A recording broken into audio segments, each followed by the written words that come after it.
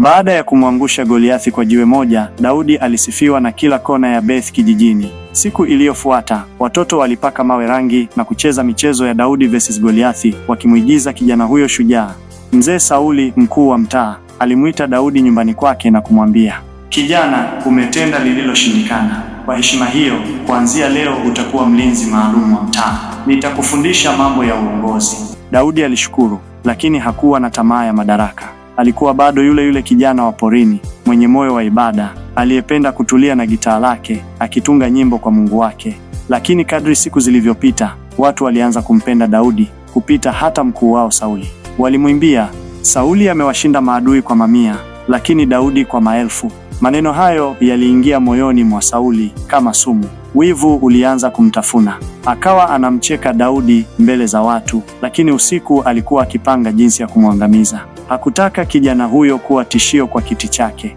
Daudi hakujua chochote. Alizidi kuwa mnyenyekevu, akihudumu pale alipohitajika. Mara anaimba nyimbo za amani kwa watu waliokata tamaa, mara anasaidia kusuluhisha migogoro ya vijana, mara anawatembelea maskini wa mtaa.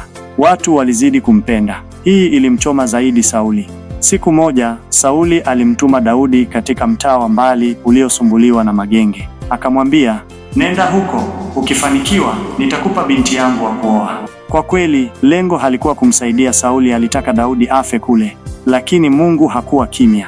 Daudi alienda kwa maombi, akatumia hekima na sio nguvu. Alizungumza na vijana wa mitaani, akaleta amani kwa mazungumzo. Mtaa ule ukatulia kwa mara ya kwanza baada ya miaka mingi. Daudi akarudi akiwa salama. Sauli alinyamaza kimya.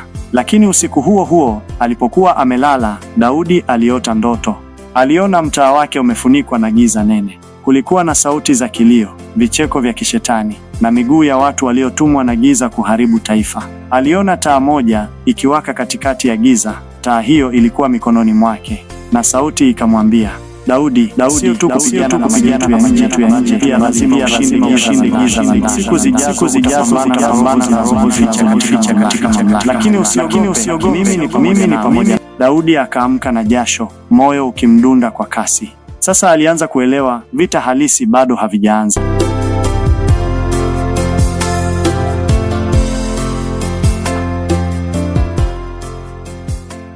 Daudi alianza kujifunza mambo mengi kuhusu watu, si kwa maneno yao, bali kwa matendo yao. Alianza kugundua kwamba sio kila anayekutabasamia ni rafiki, na sio kila anayesema amen ni mtumishi wa kweli wa Mungu.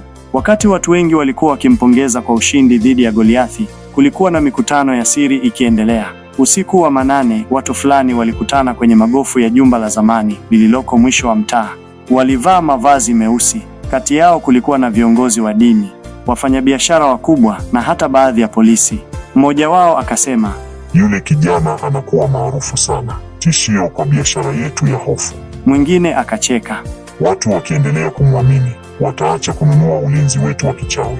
Wakaanza kupanga namna ya kumchafua Daudi. Mpango wa kwanza, mstari wa kumharibia jina. Siku iliyofuata, magazeti ya mtaa yakaanza kuandika, "Je, Daudi ni mchawi aliyevaa ngozi ya kondoo? Kijana huyu alishinda jitu kweli au alitumia nguvu zisizoeleweka?" Watu wakaanza kuhoji. Marafiki waliokuwa karibu naye walianza kumtazama kwa mashaka. Hata baadhi ya wachungaji waliomwalika awali sasa walimficha majukwaani. Daudi alihisi uzito moyoni. Alimwambia rafiki yake wa karibu, Yonathani, mtoto wa Sauli, "Sasa naona Goliathi hakuwa tatizo kubwa, tatizo ni wale wanaomlea Goliathi." Yonathani alimpenda sana Daudi. Ingawa baba yake Sauli alikuwa upande wa giza, Yonathani alichagua kuwa upande wa nuru. Alimwambia Daudi, "Nitakuwa macho, nitakuambia kila kinachopangwa. Lakini Daudi, usikate tamaa. Mungu aliyekupa ushindi kule uwanjani bado yu pamoja nawe." Daudi alikimbilia sehemu aliyopenda zaidi, mahali pa ibada, palipokuwa patupu, kwenye milima ya nyuma ya mtaa. Alichukua gitaa lake, akapiga taratibu, machozi yakimtoka. Akaimba, "Nisaidie Bwana wangu, giza linazunguka kama maji. Sauti za waongo ni nyingi, lakini neno lako ni taa. Waondoe waliojificha ndani ya mwanga, lakini wana roho ya kifo. Nisimame hata nikiwa peke yangu, kwa maana wewe hutoshindwa." Akiwa hapo, sauti ndani ya moyo wake ikamjia tena, Wakati unakuja lazimika kukimbia, si kwa sababu umeogopa, bali kwa sababu ni sahihi.